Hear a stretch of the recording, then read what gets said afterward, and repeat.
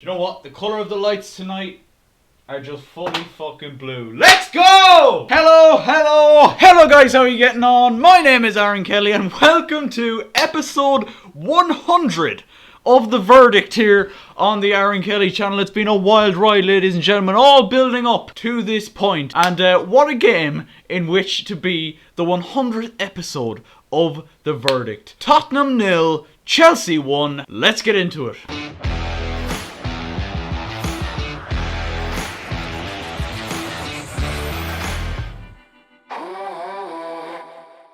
I'm far too gassed right now. I'm far too gassed. Fantastic victory. Chelsea up to, I think, 6th, which again, you know, we want to be up higher than that. But you can never beat a victory against Tottenham Hotspur. It's just the absolute cream of the crop when it comes to victories in the Premier League for Chelsea. Let's talk about Thomas Tuchel then. Thomas Tuchel and his lineup for Chelsea tonight. Obviously sticking with the back three that has worked so well for him so far in his Chelsea career. Reece James was brought back in tonight, moving Callum Hudson-Odoi a little bit further up the pitch. Marcus Alonso, Antonio Rudiger, all the boys, they were in the team tonight. They were in the team. Timo up top, you had Mason Mount on the left, Jorginho and Kovacic in the middle. And from minute 1 to, I would probably say minute 90, I would genuinely go as far to say the full game, Chelsea absolutely dominated Tottenham Hotspur in every aspect of the game. Every aspect. The first half was a mixture of Chelsea brilliance and Tottenham Hotspur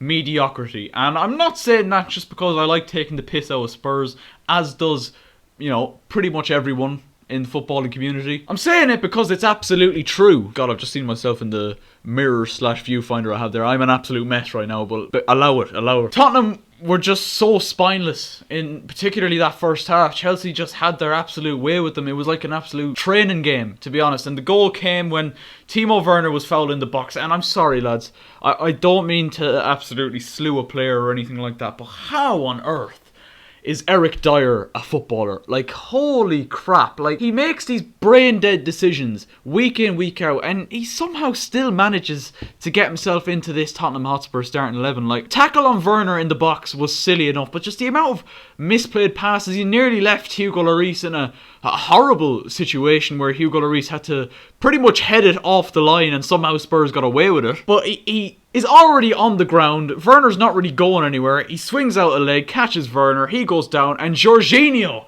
stuck away the penalty. He's ditched the hop, skip and jump, and it's a welcome exclusion from his game, I must say, because that penalty, so competent, into the bottom corner. If I'm being honest, I probably think Hugo Lloris was waiting for the hop, skip and jump just like everybody else was. Jorginho made it 1-0, and that was it at half-time, and the second half was much the same. I think first 5-10 minutes, Tottenham come out of the blocks and we're looking quite dangerous. We're moving the ball a lot quicker with a lot more urgency. We're pressing the front, closing Chelsea down in those important spaces and not allowing us a second to breathe. And probably would have been encouraged as well by the injury to Thiago Silva, which is a worrying one. But Andreas Christensen came in and did himself proud because he was absolutely brilliant. Didn't put a foot wrong in that second half at all. And look, Tottenham are definitely missing Harry Kane, but it just goes to show, some say one player doesn't make a whole team, but Tottenham seem to be proving time and time again that might just be a reality. They're just completely lacking that focal point. They had Vinicius up the top for them, and every ball that went into him was just kind of bouncing away from him.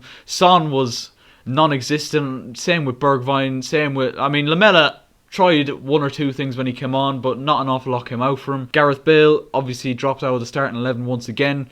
And Tottenham fans, if there is any of you watching, do let me know your thoughts on the team at the minute, because recently you just haven't been good enough. I think it's Jose Mourinho's first time in his career when he's had 3 consecutive defeats, home defeats on the bounce. He broke a whole lot of records tonight, did Jose Mourinho, for the wrong reasons.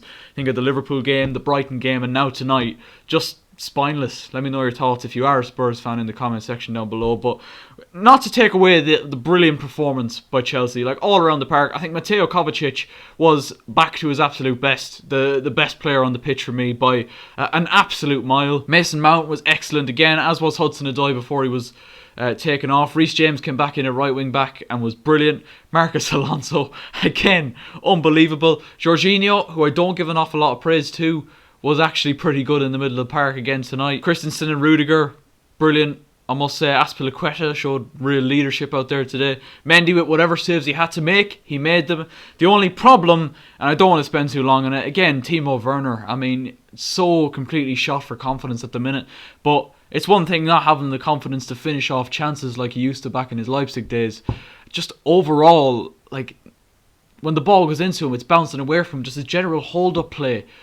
Again, just not great against tonight. It improved slightly in the second half, but he had a lot less ball to do it with in the second half. First half, he was getting a lot of the ball, and it just seemed whenever Chelsea were getting the ball to him, the attacks were breaking down, apart from, funnily enough and ironically enough, when we won the penalty. But Thomas Tuchel's system, everyone just seems to be buying into it. Everybody is playing for each other. You can see that there's just been a complete mood switch with this Chelsea team, and I'm absolutely loving it. Look, disappointing the way things went with Frank, but this team have just absolutely bounced back in the most miraculous way, and it just goes to show, and I'm not dissing Frank for this at all, because I don't think it was entirely his fault why, as to why Chelsea were going so wrong over the Christmas. It just goes to show what difference a new manager makes, and a new manager with new ideas, like players who are coming back from seemingly no man's land in the likes of Rudiger and Marcus Alonso. And to be honest, a 1-0 scoreline, for me, maybe I'm just too gassed at the minute, but for me, it just doesn't flatter Chelsea tonight. I feel like we had so many more chances. Werner had a couple of chances.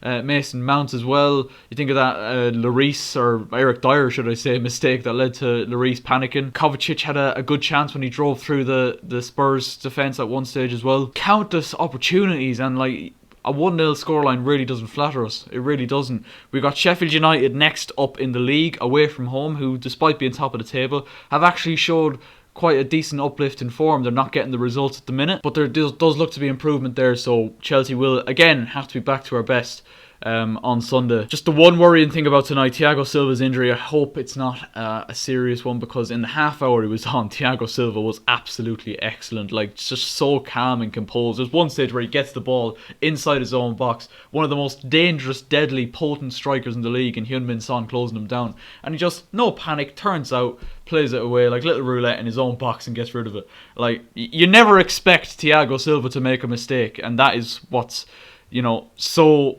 makes it a lot easier for Chelsea to, be watched, in my opinion. Honestly, lads, I could not be happier with that Chelsea performance. It was absolutely brilliant from 1 to 11, maybe Werner aside. But, he, to be fair to Werner, like, not everything came off for him, not anything came off for him, if I'm being honest, in an attacking sense tonight. But defensively, I feel like he helped out on that left side tonight. Marcus Alonso was being overloaded. Unlike, Tottenham, who were getting overloaded on the right hand side with Davis. Ben Davis wasn't getting any help from any of his teammates because he had Hudson-Odoi and Reece James running after him constantly. It was a horrible night for Ben Davis, to be honest. But that's where I'm going to wrap it up, lads. I am absolutely over the moon. Like, honestly, there's not many things in this world that makes me happier than seeing Chelsea beat Tottenham Hotspur, because it just absolutely warms my heart.